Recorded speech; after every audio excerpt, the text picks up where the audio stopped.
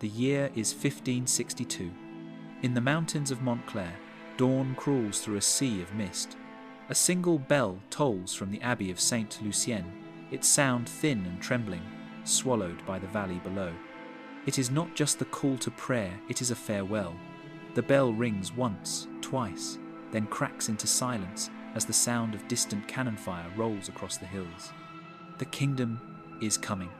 For centuries, Sainte Lucienne had stood untouched, an island of peace carved into a cliff of pale limestone, where 21 women gave their lives to quiet devotion. But peace is a dangerous thing when kings wage holy wars. To the men marching under the banner of Charles IX, silence is defiance, and prayer that does not serve the crown is treason.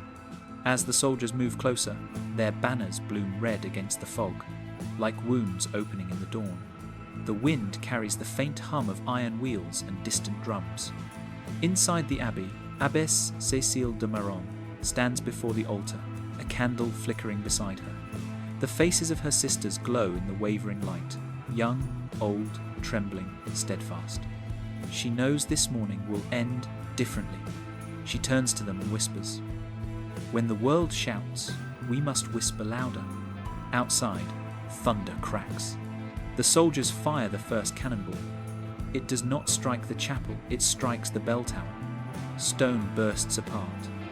The bronze bell shatters mid-swing, raining shards like burning stars into the courtyard. The wind carries the echo away, and for the first time in 100 years, Montclair hears no bell. The abbey falls silent. That silence will outlive everyone who hears it. For the next 4 centuries, it will lie buried beneath soil and time, under politics and power, under every attempt to rewrite what happened here. But sound has memory, and silence even more so.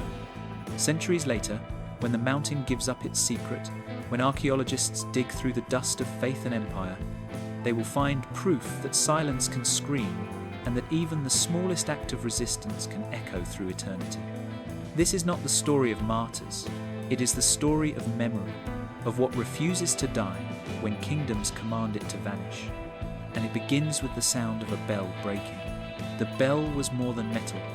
It was breath turned to bronze, the sound of devotion made physical. For 300 years, it marked the rhythm of life in Montclair, the hours of prayer, the births and deaths, the moments when heaven seemed close enough to touch. But now, shattered on the courtyard stones, it became something else entirely, a relic of defiance. When the soldiers entered Sainte Lucienne that morning, they stepped over fragments of the bell without looking down. To them, it was just debris, another symbol of a faith being rewritten. Yet those fragments would outlast their king, their war, and their empire. Because symbols do not die when broken, they transform. In every age, power fears symbols. A cross carved into a wall, a candle lit against orders, a bell that dares to ring when silence is commanded, each becomes more dangerous than any sword. That morning, when the echo of the bell faded, it was as if the air itself held its breath. Even the soldiers paused, uneasy, as if realizing that they had silenced something greater than they understood. Abbess Cécile watched them from the chapel steps. Her robes were flecked with dust, her face calm, her hands steady on the silver crucifix she'd carried since her novitiate. Around her, the sisters knelt 21 women, their heads bowed, their prayers unspoken. The abbey had no walls strong enough to resist cannon fire, but its silence was stronger than any fortress. The officer leading the assault, a man named Armand de Rochefort, ordered his men to stand down. "We are not here to destroy," he said. "We are here to purify." He raised his glove and pointed at the fallen bell. "Even the stones will bear the mark of the crown." One of the soldiers knelt, dipped his hand into the bronze dust, and whispered, "Then let them remember us." Armand turned sharply. "They will remember obedience, not names." Inside, Cécile whispered to her sisters, "Then we will remember each other." That single sentence, spoken so quietly it might have been mistaken for breath, became the heart of the abbey's rebellion. The bell's echo might have died, but the vow it carried began to live, carried in silence, in glances, in the slow rhythm of hands clasped in prayer. Years later, archaeologists would describe the shards they found in the ruins as war relics, but those who held them said they felt warm, as if the bronze still held sound within it. One researcher claimed that when she touched the largest fragment, she heard a faint vibration, not a note, not a hum, but the ghost of resonance. The bell, once a servant of ritual, had become the keeper of memory. Its broken pieces spoke the language of endurance. And in its silence, the Abbey found a new voice, one the crown could neither command nor kill. The war that came to Montclair was not born from swords, but from words. In the year 1562, France tore itself apart over what it claimed to believe. Priests preached from pulpits about purity, kings declared faiths unholy, and the peasants who once prayed side by side now drew blades in the name of heaven. They called it reform, renewal, revelation, but what it truly was fear. Montclair lay far from the royal court, a village hidden in the mountains, surrounded by forests that kept secrets better than men. The Abbey of Sainte Lucienne had survived plague, famine, and fire, untouched by the politics of Paris. Its sisters lived by rhythm, not decree. They woke to the bell, prayed with the dawn, sang through noon, and watched the stars in silence. Faith was not debate here, it was breath. But in the capital, faith had become a weapon. King Charles IX, a boy in a crown too heavy for his head, listened to advisors who promised him peace through obedience. One church, they said, one crown, one truth. The wars that followed would stain France for 3 decades, neighbour against neighbour, family against family, brother against brother. The Abbey's isolation had once protected it, now it made it vulnerable. News came slowly to Montclair, carried by merchants and whispers. At first, it was rumours, churches burned, altars overturned, monasteries dissolved. Then came the decrees. Royal envoys spread across the provinces, carrying scrolls sealed in crimson wax. Each scroll began with the same phrase, "In the name of order and unity." When the decree reached Montclair, Abbess Cécile gathered her sisters in the refectory. The parchment trembled in her hands. The message was simple. All abbeys must conform to the new liturgy, replacing the language of old prayer with the approved version of the crown. The sisters would no longer answer to Rome or to God, but to Paris. Sister Odette, the eldest, spoke first. "We are too small for kings to notice." Cécile looked at her, eyes sharp but kind. "Kings do not notice," she said. "They erase." For a time, the sisters tried to comply. They copied the new texts, they sang the altered hymns, but each word felt hollow, each melody strange. The old prayers had roots in their bones, the new ones tasted of iron. It was not defiance they felt, it was grief. In the valley below, soldiers built roads and carried muskets that glinted like mirrors of authority. They said they came for peace, but peace carried banners now, and banners demand silence. The war that would engulf the Abbey did not arrive in a single day. It crept in letters, in laws, in the quiet replacement of one word for another. The crown did not need to burn the Abbey. It only needed to rename it. That was the genius of erasure, not destruction, but substitution. To kill the body of belief was crude. To make it forget itself, that was art. And so, long before the soldiers ever set foot in Sainte Lucienne, the war had already begun. Abbess Cécile de Maron had led Sainte Lucienne for 12 years. Though time had worn her, as finely as the pages she copied, her fingers were ink-stained, her voice always low, and her eyes, that calm grey blue, held the patience of one who had spent a lifetime waiting for heaven to answer softly. Before she wore the veil, she had been the daughter of a minor noble, destined for marriage. When her betrothed was killed in the first wave of the wars, she entered the Abbey not to escape grief, but to learn how to live beside it. Cécile believed that silence was not emptiness, but presence, the sound of God breathing between words. That was what she taught the younger sisters.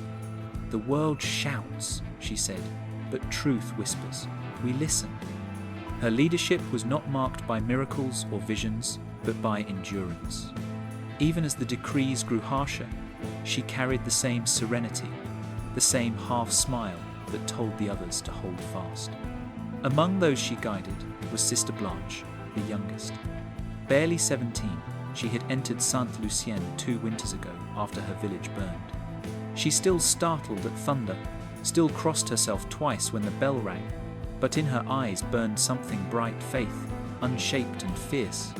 She adored Cécile as one might adore a mother or a saint, though Cécile never claimed either title. "You mustn't worship me," she once said to Blanche. "Worship what I listen to." Blanche's hands were rough from tending the herb garden, her voice clear when she sang the psalms. The older nuns said she prayed too loudly. Cécile disagreed. "Let her pray as she breathes," she said. "God understands every volume." And then there was Sister Odette, 71, half-blind, bones sharp as twigs. She had seen more seasons than the Abbey's walls. To the novices, she was a ghost of the past. To Cécile, a reminder of continuity. Odette spoke little, but when she did, her words carried the weight of an older world, the world before kings and reforms, when faith needed no permission. She often said, "The Lord tests patience by silence." The younger ones thought she meant prayer. Cécile knew she meant history. The 3 women formed the Abbey's trinity of endurance, the mind, the flame, the memory. Around them, 18 others orbited, each bound by quiet vows and small rituals, a shared bowl of broth, the turning of a page, the sound of sandals on cold stone. When the first decree arrived, it was Cécile who read it aloud. When the soldiers came, it was Blanche who trembled first. And when they demanded surrender, it was Odette who whispered, "We have nothing left to give but what they cannot take." In another time, their names might have been forgotten entirely, 3 more voices in the endless murmur of history. But Montclair is full of echoes, and some echoes refuse to fade. The historian who studied their records centuries later wrote in his journal, "They were not saints. They were the memory of courage disguised as prayer." And perhaps that is the truth of Sainte Lucienne. It was never about holiness. It was about persistence. The soldiers did not come to destroy, they came to edit. That was the brilliance of the Crown's new campaign Conquest, without the stain of blood. When Armand de Rochefort arrived at Sainte Lucienne, he carried no torches, only scrolls. The royal decree ordered that every prayer, every psalm, every fragment of sacred text in France must now be reviewed, standardized, purified under the king's chosen theologians. To the court, it was administration. To the abbey, it was mutilation. They called it the harmonization of faith. The language of God, they said, must reflect the authority of the throne. No more Lord of Lords. The correct term was Majesty of the Crown. No more Kingdom of Heaven. From now on, only Realm of Order. The officers brought ink and blank parchment, expecting the sisters to comply. "You will keep your prayers," Rochefort said, "but they will belong to France." Abbess Cécile stood in the refectory, her fingers tracing the wood grain of the long table that had seen generations of communion. The air smelled of ink, dust, and fear. Around her, the younger nuns looked to her for guidance, their faces pale beneath their veils. "We are not enemies," the officer insisted. "You will lose nothing, the meaning remains, only the words change." Cécile's reply was so quiet that at first no one heard it. "Meaning is the word." Rochefort frowned. "You mistake obedience for loss. The king is merciful. He allows you to pray." Cécile met his eyes. "We already do." He exhaled, then signalled to his men. "Then you will rewrite your prayers, Mother Abbess, for your own protection." They locked the gates. The sisters were confined within their own walls, given quills and ink but no bread.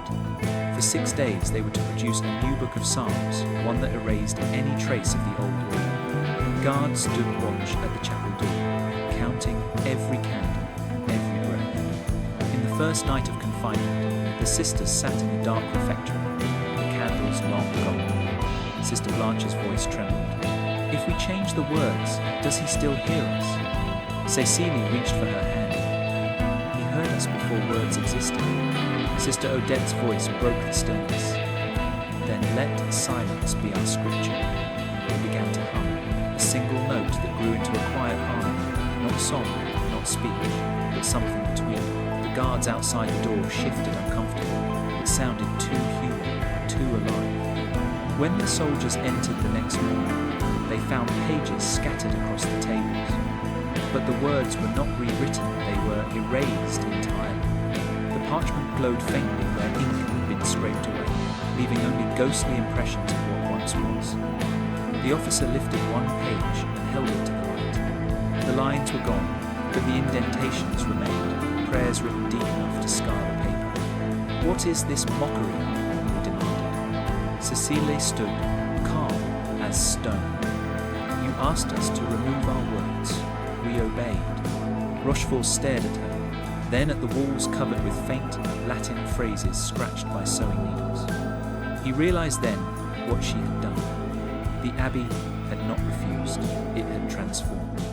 They would not speak the king's words, they would unwrite their own. In that moment, the officer understood that obedience and silence were not the same thing, and for the first time, he was afraid. Armand de Rochefort returned on the third day, his patience already cracking like the mortar in the Abbey walls. The chapel smelled of wax and damp stone. The sisters knelt in silence, their heads bowed, their eyes lowered to the floor, 21 black veils fluttering like wings caught in still air. Only Abbess Cécile stood. "You have until dusk," Rochefort said, voice measured but strained. "If your prayers are not corrected, I will dissolve this order and send you to Paris for re-education." Cécile's tone was calm, almost gentle. "You cannot correct a prayer, Captain. You can only silence it." He took a step forward, boots echoing against the stone. "Do not mistake mercy for weakness. The king has been lenient." Cécile lifted the crucifix from her neck, the silver worn thin from years of touch. "God does not change with kings," she said. The words were soft, but they struck harder than any blade. For a moment, no one moved. The guards exchanged glances. Rochefort's expression flickered anger, confusion, perhaps even admiration. Then his jaw tightened. "You speak rebellion, not faith." "I speak what endures," Cécile replied. "When your throne has turned to dust, the wind will still carry his name." Rochefort motioned to the guards. "Search everything, every page, every wall, burn what is not ours." The soldiers scattered through the chapel, tearing books from shelves, overturning tables, pulling manuscripts from drawers. One lifted a psalter, its pages blank. "There's nothing here," he said. Rochefort snatched it, flipped through it, and froze. Beneath the surface of the parchment, barely visible under the light, were impressions the ghost of letters written by pressure alone. No ink, no colour, only the memory of words. "What is this trick?" Cécile's answer came quietly. "Truth doesn't need pigment to live. It only needs to be remembered." Rochefort slammed the book shut. "You test the patience of the crown." Sister Odette's voice, thin and dry, broke from the back of the room. "And the crown tests the patience of God." The guards turned, startled. Cécile stepped forward before they could reach her. "You have what you came for," she said. "You can report obedience. You can stamp our silence with your seal." Rochefort studied her for a long time. His anger faded into something else, the realization that what he was witnessing could not be conquered by law. He had seen cities burn, men executed, churches stripped bare. But this quiet refusal, unsettled him more than any uprising. When he finally spoke, his voice was low. "You think this silence protects you? Cecile's gaze didn't waver. "It protects the truth from you." Outside, thunder rolled again across the valley. The air in the chapel trembled. The soldiers hesitated, as though the mountain itself had taken the sisters' side. Rochefort turned sharply. "Seal the gates," he said. "Let them find holiness in hunger." The doors closed. The key turned. The echo lingered not like a lock, but like a bell. And as dusk fell over Montclair, the sisters began to hum again, their voices rising from the dark, weaving through the cracks in the walls. The sound drifted into the courtyard, into the forest, into the cold air beyond. It was not rebellion. It was remembrance. The next morning, fog clung to the valley like unspoken fear. The gates of Sainte Lucienne stood locked, and the soldiers outside waited, uncertain whether they were guarding prisoners or witnesses. Inside, the sisters awoke to a silence so deep it seemed to press against their lungs. The food stores were empty, the candles spent, but still they gathered for prayer. Abbess Cecile stood before the altar, the crucifix glinting faintly in the grey light. "They have taken our voices," she said softly, "so we must carve them where they cannot be erased." She picked up a sewing needle from the hem of her robe and pressed it to the cold wall. The stone resisted at first, then yielded with a faint scratch. The others watched. Then, one by one, they followed. 21 women, kneeling in the half-dark, etching the words of their psalms into the stone. No ink, no paper, just faith turning into wound. The sound was faint, the slow rhythm of metal on stone, like insects whispering inside a tomb. Blanche's hands trembled as she traced the opening line of the Beatitudes. Sister Odette carved slower, her old fingers bleeding with each stroke. They worked in silence for hours, pausing only to pray or wipe the dust from their faces. By evening, the chapel walls were covered in a web of marks, shallow at first, then deeper, more deliberate, as if the stone itself began to soften under their persistence. Blanche whispered, "Will anyone ever see this?" Cecile paused, turned to her, and smiled. "That is not the point, child. The truth does not wait for witnesses." The guards outside grew restless. They could hear the scratching, but not the words. One soldier pressed his ear against the wooden door. "They're writing something," he said. "In secret." Rochefort, standing by the gate, answered without looking up. "Then let them. The walls will keep their faith better than parchment ever could." Inside, the sisters began a new rhythm, carving by day, praying by night. The walls became their scripture, their defiance, their grave. Days turned to weeks. Hunger set in. Their songs grew fainter, thinner, like smoke fading into sky. Sister Odette was the first to fall. One morning she simply stopped carving. Her body slumped against the wall she had marked with trembling Latin. The sisters covered her with her own habit and continued. Cecile's hands blistered, her vision blurred, but she would not stop. "Each mark," she whispered, "is a breath that will not die." By the 10th day, the chapel was transformed. The walls glimmered in the candlelight, 1,000 scratches reflecting gold and shadow. It looked less like stone and more like memory made visible. That night, as Blanche lay beside the others, she asked, "Mother, if they open these doors tomorrow and destroy all of this, what will happen to us?" Cecile answered, her voice almost gone, "Then the stone will remember for us." Outside, Rochefort looked toward the Abbey and saw the faint glow from within. He imagined fire, but there was none. It was only candlelight, flickering against the marks of invisible prayers. He turned away, uneasy. Somewhere deep inside him, he realized that this not rebellion, not armies, was what the crown could never conquer.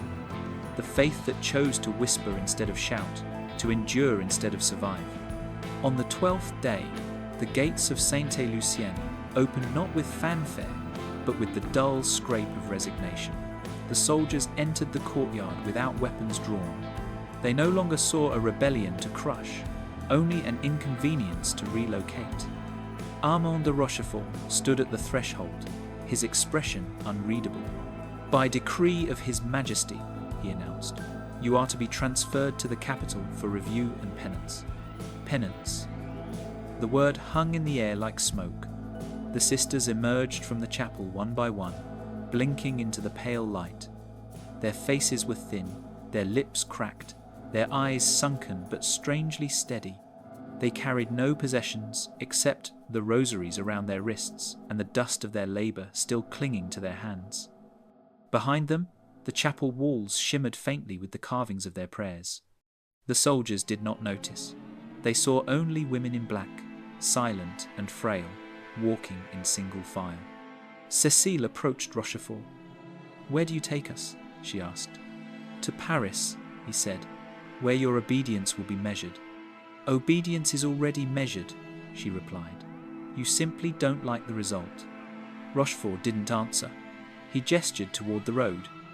"You will walk. The king's mercy has limits." The journey began at dawn.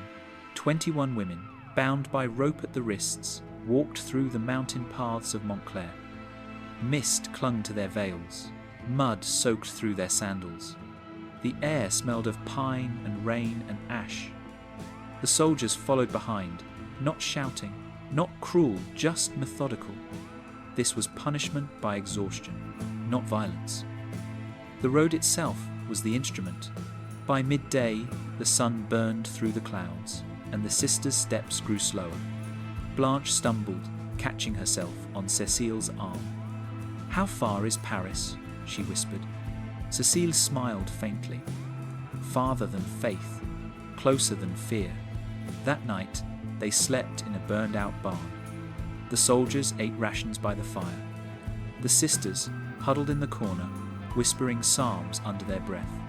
One guard, a boy no older than Blanche, asked, "Why do you still pray? No one is listening." Blanche looked up. "That's what you think," she said, "but we are not praying for you to hear us. We are praying so that you cannot forget us." The next day, Sister Marianne collapsed. Her body gave out halfway up the ridge. The soldiers halted. Rochefort stared at her body for a long moment, then said quietly, "Leave her." Cécile knelt beside her, closing Marianne's eyes with trembling fingers. The sisters dug a shallow grave with their hands and buried her beneath a pine tree, marking the spot with a small cross of twigs. As they walked on, the forest seemed to echo with the soft rhythm of their steps, a procession of ghosts moving toward an invisible city. By the third day, 3 more fell behind. The soldiers no longer counted aloud, but Rochefort kept a list in his ledger. Numbers replaced names, the living replaced the dead.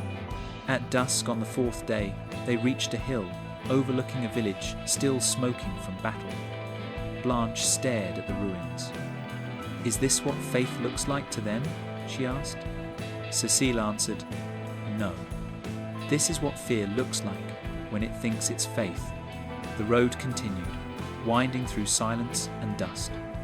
The sisters no longer spoke. Their prayers became breath. Their songs became footsteps. What began as punishment became pilgrimage. By the 7th day, the rope between them was no longer restraint, it was communion. When they finally reached the outskirts of the city, the soldiers expected despair. What they saw instead was something colder, quieter. The peace of those who had already made their choice. Armand de Rochefort closed his ledger and whispered to himself, "They are walking into judgment as if it were salvation." On the 8th morning, frost glazed the road like thin glass, and the mountain air bit at their faces. The sisters walked without speaking. The rhythm of their steps was the only sound, a fragile cadence of resolve against exhaustion. The rope binding them together had frayed in places, worn thin by sweat and time, but no one asked to be untied. They had become one body, one will, moving through a landscape that no longer cared if they lived or died. Sister Blanche stumbled again. Her skin had gone pale as the snow that still clung to the shadowed rocks. Sister Cécile turned to help her, but Blanche waved her away. "I can still walk," she whispered. Though her lips barely moved, the soldiers watched without expression. Rochefort had stopped giving orders. The road itself was doing his work. By midday, they reached a narrow pass between cliffs. Wind screamed through the gorge like a voice that had forgotten how to speak. The sisters bent forward against it, clutching their habits to their legs. Then, suddenly, Blanche collapsed. She fell without a sound, her body folding into the dust like a candle snuffed by breath. Cécile knelt beside her, cradling her head in her lap. Blanche's eyes fluttered open once, then stilled. Her lips moved faintly, as though finishing a prayer she'd begun days ago. Lux, in, but the rest never came. The soldiers halted. No one spoke. Even Rochefort seemed unsure of what to do. Finally, he muttered, "We can't stop here." Cécile didn't move. "Then go," she said. "We will bury her." He hesitated. "The king's order. Your king does not own the ground she rests on." Rochefort looked away, gestured to his men to wait, and stepped back. He didn't stop them. The sisters gathered stones with numb fingers. There were no tools, no shovels, only their hands. They dug into the frozen earth until their nails bled. When the hole was deep enough to hold her, they wrapped Blanche's body in her veil and laid her down gently. Sister Odette murmured a psalm through cracked lips. Cécile pressed a small piece of dried bread into Blanche's folded hands, a final communion. Before they covered her, Cécile tore a strip of her own sleeve and tied it around Blanche's wrist. With the end of a splintered branch, she scratched a small cross into it. It was not meant to last. It was meant to be remembered. They filled the grave with dirt and stones, forming a small mound. At the top, Cécile placed a cross made of 2 pieces of hard bread, bound with twine. The wind caught it, but it held. When they stood again, the soldiers were watching in silence. Even Rochefort's face had softened. One of the younger guards muttered, "She was just a girl." Cécile turned to him. "She was never just anything. She was prayer made flesh." The column moved on. They did not look back. But as they descended into the next valley, the sun broke through the clouds for the first time in days. Its light struck the peak above them, and for a fleeting moment, the small cross of bread seemed to glow like gold. No one spoke of it. No one needed to. That night, when the sisters stopped to rest, Cécile could still see the cross in her mind. She whispered to Odette, "Do you think God saw her today?" Odette answered, her voice faint but steady, "He saw her long before we did." Cécile nodded and closed her eyes.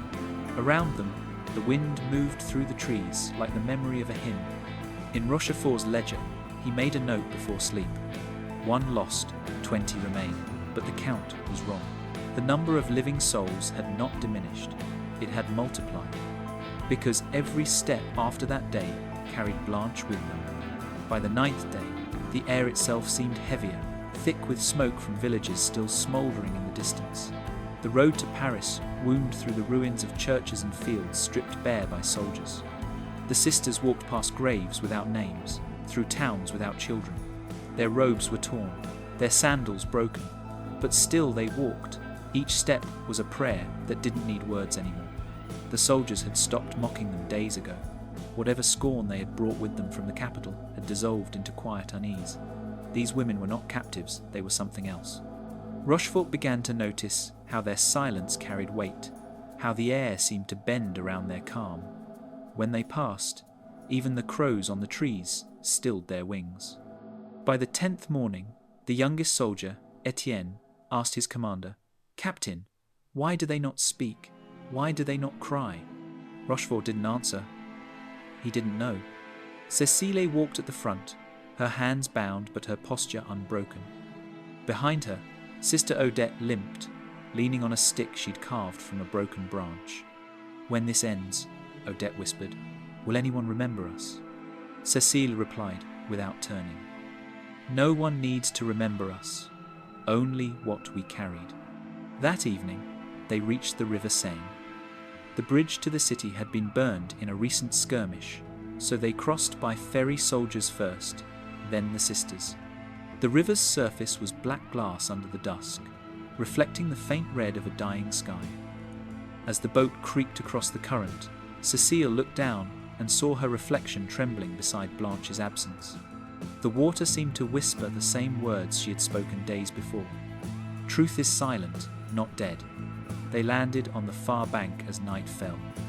From the ridge ahead, the walls of Paris loomed like a sleeping beast, its towers jagged against the stars, its gates sealed by torchlight. The sisters gazed at it not with awe, but with the stillness of those who had already crossed their own judgment. When they reached the outer checkpoint, a sergeant looked over the weary procession and frowned. "These are the prisoners?" Rochefort nodded. "They look like corpses," the sergeant muttered. "They are," Rochefort said quietly, "but they walk." The sisters were herded into an abandoned convent on the city's edge to await their hearing before the archbishop. It was a ruin, windows shattered, altars stripped, the smell of damp plaster filling every corner. But to the sisters, it was enough. They found an empty wall and knelt before it. That night, Cécile lit a small piece of wax she had hidden in her sleeve since Montclair. The flame flickered weakly, throwing light across their hollow faces. "This is our chapel now," she whispered, "and our voices still belong to us." They began to hum again, faintly at first, then louder, 20 voices weaving through the shadows, rising toward the cracked ceiling. The soldiers outside paused, listening. One crossed himself unconsciously. Another muttered, "It sounds like mourning." Rochefort shook his head. "No, that's not mourning, that's memory." The hymn carried into the night. Through the broken windows, its sound drifted over the rooftops of Paris, over the chimneys and the sleeping palaces, until it faded into the dark. When dawn came, the sisters were still awake. Their eyes were open, but their faces were calm. They had seen the heart of empire and found it wanting. And for the first time, Rochefort felt the faintest tremor of doubt, a thought he could not suppress. If God still listened, perhaps he listened only to them. The doors of the holding convent closed with the sound of finality, a heavy wooden sigh that seemed to echo through centuries. Dust rose in slow spirals as the sisters entered what would become their last sanctuary and their slow undoing. The room was cold, the walls stripped bare, but light still bled in through a narrow window high above, a single golden wound in the stone. The soldiers unbound their wrists, but left the ropes coiled nearby, a reminder. A priest arrived, sent by the archbishop himself. He was young, well-fed, wearing the crisp black of royal clergy. His name was Father Lucien Devereux, and his task was simple, to convert through persuasion. "You are fortunate," he began, pacing the floor. "Many others who resisted were not shown such mercy. The crown wishes only to guide you to correct confusion, not to punish faith." Abbess Cécile stood among her sisters, her hands clasped. "Correction and destruction," she said softly, "sound much the same when spoken by power." Father Lucien smiled the way men do when they mistake intelligence for insolence. "You speak as if the king and God are at odds." "They are only at odds," Cécile said, "when one believes he is the other." The priest's smile vanished. He straightened his collar. "You will reconsider your words. Tomorrow you will be brought before his grace. If you acknowledge the royal liturgy, your abbey will be spared, and you will live out your days in peace." Sister Odette coughed a sound that was half laughter. "Peace without truth is just sleep," the priest left in silence. That night, the sisters gathered in the corner of the hall. The single candle burned low, the wax dripping like tears. Blanche's absence left a space among them that no one could fill. Cécile traced a cross on the stone with her finger, leaving no mark but the gesture. "They think faith is obedience," she whispered. "But obedience is only safe when it is chosen." Outside, the rain began. It fell through the hole in the roof, dripping into a small puddle beside them. The sound was rhythmic, almost musical. Without speaking, the sisters began to hum again, not loud enough for the guards to hear, but enough to fill the room with warmth. By dawn, they were moved to a lower chamber, a cellar that smelled of mildew and damp linen. The guards sealed the door with iron. A single slit in the wall let in a sliver of light, cutting across the floor like a blade. The second day passed without food, the third without water. Father Lucien returned on the fourth, his tone sharpened. Why do you persist? The crown offers mercy, not cruelty. Do you think you suffer for righteousness? You suffer for stubbornness. Cécile met his gaze. Her lips were cracked, her eyes rimmed red. Stubbornness is what history calls faith when it survives power.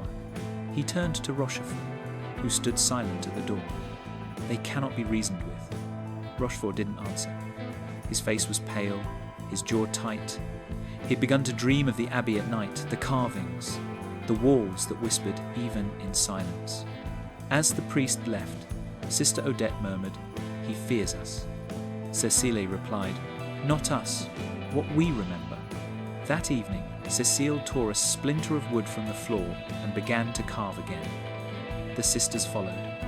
The stone walls of their cell began to bloom with small, uneven crosses, each one shallow, each one imperfect, but each one real.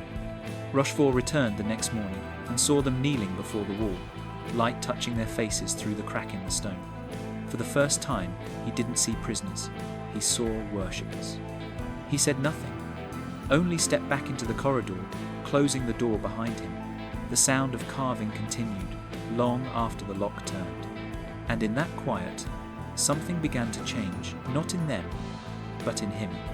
On the seventh night, beneath the Paris convent, Captain Armand de Rochefort woke from a dream he could not name. He had heard it again, that faint, haunting sound that had followed him from Montclair.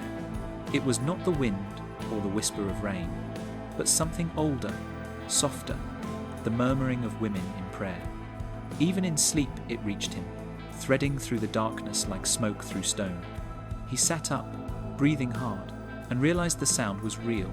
It was coming from below. He took a lantern and descended the stairs to the cellar where the sisters were held. The guards were asleep, their dice scattered across the table. Rochefort hesitated before the heavy wooden door, listening. There it was, that low hum again, rising and falling, the rhythm of something ancient and alive. He opened the hatch just enough to see. Inside, the light from his lantern spilled across the faces of the nuns. They were kneeling, eyes closed, palms open to the shaft of light that entered through the wall. Their lips moved in silence, their fingers tracing invisible lines into the stone. The walls were covered in marks, hundreds of small crosses carved by hand. The floor was littered with wood shavings and bits of rock. Cécile looked up and saw him. She did not flinch, did not stop. For the first time, Rochefort felt what she saw when she looked at him, not an enemy, but a man haunted by his own obedience. He stepped inside. The air was warm, close, heavy with the smell of wax and sweat and something sweeter, hope, perhaps. "Why?" he asked softly. "Why do you keep doing this?" Cécile didn't look at him. "Because the world forgets," she said, "and we cannot let it." Rochefort stared at the wall. "The king will destroy all of this. Then he will fail twice," she replied. "Once in trying to own us, and once in trying to erase us." He turned away, gripping the lantern tighter. "You think these scratches matter?" "They already do," Cécile said. "You came back." The words struck deeper than any sermon. Rochefort's throat tightened. He wanted to argue, to command, to silence, but none of those words came. He saw Blanche's name scratched faintly into the stone, half hidden under the newer marks. He reached out without thinking and touched it. The stone was warm. For the first time since the campaign began, he felt the weight of what he had done. He had not destroyed her. He had preserved her absence. He left the lantern on the ground and stepped out, closing the door quietly. From that night on, he never ordered another search. He brought them water in secret. He lied to the priest about their condition. He told his men they were sick, unfit for trial. But something else changed too. The longer he stayed, the more he began to hear the hum, even when he was far away in the barracks, in the streets, in the quiet between bells. It was no longer just the nuns. It was everywhere, a memory spreading like roots beneath the city. Father Lucien noticed. "You look pale, Captain," he said one morning. "Have you been sleeping?" "Not well," Rochefort replied. "You've seen too much of their madness. You must not let it take root." Rochefort stared at him. "Madness," he said slowly. "Or memory?" The priest frowned, but said nothing. That evening, Rochefort returned to the cellar and pressed his hand against the cold wall. He felt a pulse there, faint but certain. And in that moment, he understood something the crown never could, that faith was not obedience, and silence was not surrender. On the 12th night, the city above slept uneasily, wrapped in a fog that swallowed even the bells of Notre Dame. Inside the convent cellar, the air had turned cold enough for breath to show. The sisters gathered close, their candles nearly gone, their voices barely more than the wind. Outside the door, Captain Armand de Rochefort stood alone, his lantern unlit. He had been ordered to finish it, to end the heresy, to remove the witnesses. The command had arrived, sealed in crimson wax, signed by the Archbishop himself. He broke the seal, read the words twice, and felt the paper tremble in his hands. Dispose of them quietly. Burn the remnants. Report closure. That word closure stayed with him. He had seen war, executions, cities burned to ash, but never closure. There was no such thing in the world, only endings that pretended to make sense. Inside, Abbess Cécile could feel it too, the stillness that comes before death. She gathered her sisters and spoke softly, her voice steady though her hands trembled. "We have no need for fear," she said. "The world believes silence is defeat. It is not. It is the beginning of remembering." They began to hum again, faintly, steadily, the same hymn they had sung the night Blanche died.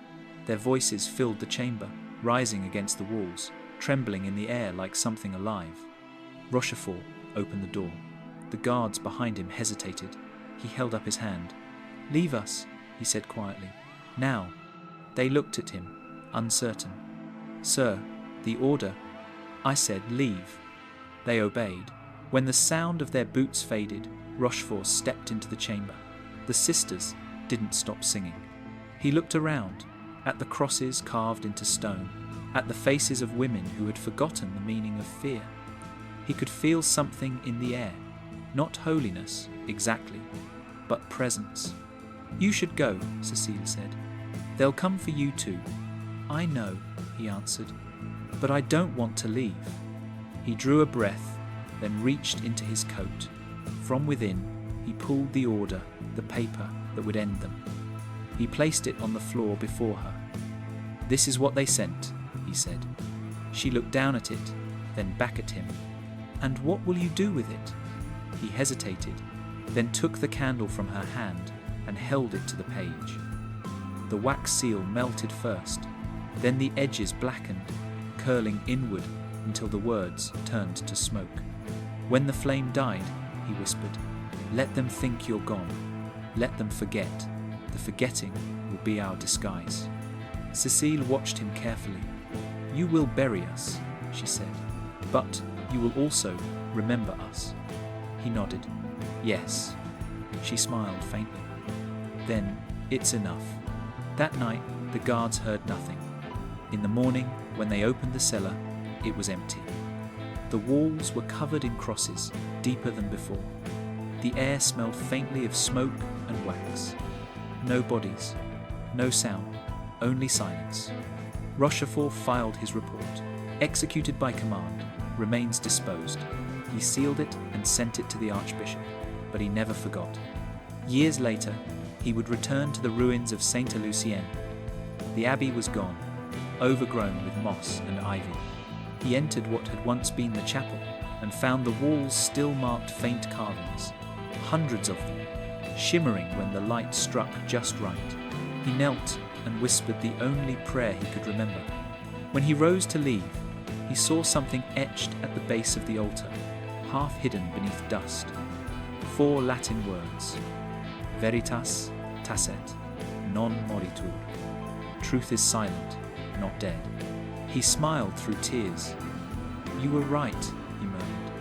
Outside, the wind moved through the ruins, carrying a sound that might have been the echo of women singing. Rochefort never spoke of that night again. To his soldiers, he said the nuns had died of fever. To the church, he sent a report written in the careful, bureaucratic language of men who bury truth under ink. And yet, every time he passed a chapel or heard a bell ring, his chest ached as though the sound carried a name. The king had his peace, the clergy had their silence, and France returned to pretending that faith could be legislated. But Rochefort knew better. Years passed, the wars ended, then began again, as wars always do. Empires changed hands, flags changed colours, but the hills of Montclair kept their secrets. The Abbey of Sainte Lucienne fell into ruin, its stones taken by villagers, its gardens swallowed by weeds. Only the foundation remained, half buried under moss, and the faint trace of a bell tower that had once sung for heaven. Rochefort retired from the army and lived the rest of his life in obscurity. To his neighbours, he was just another tired old man who spoke little and stared too long at the mountains. But sometimes, when the wind blew from the east, he would take a lantern and climb the ridge alone. There, amid the remains of Sainte Lucienne, he would kneel before the broken altar and run his hands along the cold stone. The crosses were still there, hundreds of them. Time had softened the edges, but not erased them. Some were shallow, barely visible, others deep enough to cut skin. He traced one with his finger and whispered, "Still here." One night, a storm swept through Montclair, tearing branches from the trees and shaking the ground. Rochefort sought shelter in what was left of the chapel. Lightning illuminated the carvings on the walls, not as relics, but as living things, each line catching light, as if answering the sky. The rain poured through the roof, washing away centuries of dust, and for the briefest moment, he could swear he heard them again, the voices of Sainte Lucienne, rising in harmony. He sank to his knees, weeping not for forgiveness, but for understanding. "You were never erased," he whispered. "You simply waited." When morning came, the storm had passed. The air smelled of wet earth and pine. Rochefort was gone, but his lantern lay beside the altar, still warm. Decades later, a group of monks rebuilding a monastery nearby found the ruins of Sainte Lucienne. Beneath the fallen stones, they discovered the walls covered in carvings, each marked by age but unmistakable. In the centre of the floor, under layers of soot and dust, they found an iron lantern, its glass cracked but intact. Inside, a piece of paper preserved by the dry air. 4 Latin words, written in a trembling hand: Veritas tacet, non moritur. The monks restored the chapel as a place of quiet prayer. They never spoke of miracles, but travellers who visited said the air inside felt different, heavier, like something unseen was still breathing there. On cold nights, they claimed to hear faint singing, though no one could say from where. Historians dismissed it as myth, of course. Another legend from the wars of faith, they wrote. A metaphor for resistance, nothing more. But deep in the archives of Paris, in a file stamped Classified Ecclesiastical Property 1583, one forgotten record remained a ledger from the Royal Army. In the final line, written in Rochefort's own hand, it read simply, Sainte Lucienne, closed, but not forgotten. And beneath that, scratched faintly in Latin, as though added later by another hand, Lux in tenebri lucet, the light shines in the darkness. In the spring of 1989, Montclair stirred again. Construction crews clearing ground for a mountain highway unearthed a wall that shouldn't have been there. Thick limestone, centuries old, half buried under layers of soil and roots. When the foreman struck it with his spade, the sound was strange, hollow, resonant, like the echo of a bell deep underground. He called in the local authorities, who called in historians, who in turn called in archaeologists from the University of Lyon. They arrived with cameras, notebooks, and soft brushes, not knowing they were about to open a grave that wasn't one. Within a week, they uncovered the foundations of what had once been Sainte Lucienne Abbey. The stones were blackened with time, the arches collapsed, but beneath them lay a narrow passage sealed by rubble. When the team cleared it, a rush of cold air escaped, heavy with the scent of age and wax. "C'est un caveau," one of them whispered. "A crypt." They descended with flashlights, the beams trembling over centuries of dust. The chamber was small, 10 paces by 10, and utterly silent. No bodies, no coffins, no relics, just walls. Walls covered in hundreds of small crosses carved by hand, some neat and deliberate, others wild, desperate, overlapping. The deeper the light went, the more they saw. Latin phrases etched between them, faint, uneven, but unmistakable. Veritas tacit, non moritur. Truth is silent, not dead. Someone dropped a flashlight. The sound echoed like thunder. One of the younger researchers, a woman named Dr. Amélie Duret, knelt to examine a section near the floor. "These marks weren't made with chisels," she murmured. "They were scratched by something small, like a nail." She touched the stone. It was smooth and cold, except for one carving that still carried a faint warmth, as if the rock remembered the hand that made it. Over the following weeks, they catalogued everything.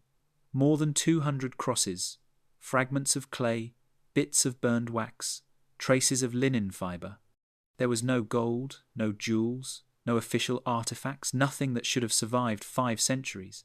And yet, somehow, the walls still spoke. When they brought samples to the lab, they found residue from candle wax mixed with herbs, lavender, rosemary, and honey. The same blend recorded in convent archives from the 16th century for funerary vigils. Someone had kept light alive in that darkness for a long time. One night, Amélie stayed behind after the team left. She sat alone in the chamber, her flashlight off, the silence pressing around her. She closed her eyes and heard it. Faint, distant, but unmistakable.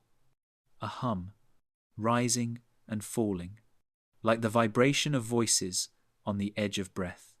She turned on the recorder, nothing but static. Yet when she played it back later, she found a sound the microphone shouldn't have caught, not wind, not machinery. It was a single word whispered in Latin, lux. When she reported it, her supervisor laughed. "Residual frequencies," he said. "Coincidence." But she didn't argue. Some truths can't be published. A year later, when the excavation was complete, the chamber was resealed to protect it from vandals. The team left Montclair, and the highway was built around the site. On the blueprints, the space beneath the asphalt is labelled substructure void, but locals still call it la crypte silencieuse, the silent crypt. Sometimes, on winter nights, truck drivers say that when they pass that stretch of road, their radios cut to static, and for a few seconds they hear voices faint, melodic, not quite of this world. Dr. Duret never returned to Montclair, but she kept one fragment from the dig, a small piece of limestone carved with a cross so shallow it almost disappeared when she touched it. On her desk in Lyon, she kept it beside a slip of paper with 4 Latin words written in ink. Lux in tenebris lucet. The light shines in the darkness. 5 centuries later, the story of Sainte Lucienne should have been dust. Its stones buried under asphalt, its prayers forgotten by time. And yet, it returned not as scripture, not as legend, but as a question that refuses to die. What happens when the powerful try to erase the powerless and fail? When Dr. Amélie Duret published her report, she didn't write about ghosts. She wrote about resilience in material form, about how belief can leave a physical imprint strong enough to resist centuries of decay. But beneath her measured academic tone, every sentence trembled with something more awe. "These marks," she wrote, "represent the endurance of meaning after the death of language." That sentence made its way into journals, documentaries, museum exhibits. But outside academia, it became something else. Pilgrims came to Montclair again, not to worship, but to remember. They left candles along the road where the silent crypt lies buried. They carved small crosses into the bark of the trees. They whispered prayers, not to saints, but to memory itself. Because Sainte Lucienne was never about religion. It was about what happens when power mistakes silence for defeat. When governments, kings, and empires believe they can replace truth with order, words with decrees, memory with archives. But the truth, like faith, doesn't obey. It waits. It hides in walls, in songs, in hands that refuse to forget the motion of prayer even after the words are gone. Every century has its own Sainte Lucienne. Every age builds its own empire of control. Some erase with swords, others with pens, algorithms, laws, or screens. They all believe the same lie, that silence is victory. But the Sisters of Montclair proved otherwise. They turned silence into testimony. When Amélie presented her findings at a conference years later, someone asked her, "Do you believe those women still mattered?" She paused, smiled, and said, "The fact that you're asking proves they do. In a world obsessed with noise, their story survives precisely because it whispers. It doesn't demand attention, it earns it. It doesn't shout its truth, it carves it." The marks on the walls of Sainte Lucienne were not cries for help, they were declarations of existence. You can destroy records, you can burn books, you can rewrite histories, but you cannot kill what has already become memory. Maybe that's why, when people visit Montclair today, they lower their voices. Maybe that's why, on quiet evenings, when the wind moves down the valley, you can still hear something faint beneath the hum of the highway, the ghost of a song sung by women who refused to disappear. And perhaps that's the real miracle, not that they survived in stone, but that we found them at all. Because every rediscovery is an act of defiance. Every memory recovered is another voice pulled out of the dark. Lux in tenebris lucet. The light shines in the darkness. And the darkness even now has not overcome it.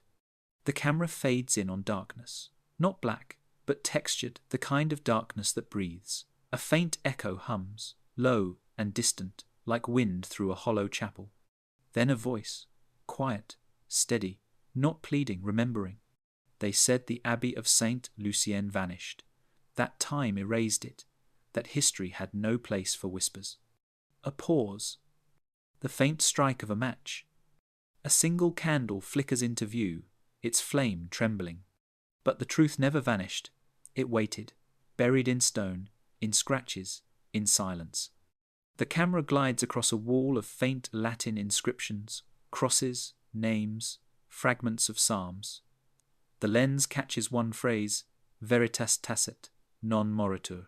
The voice continues.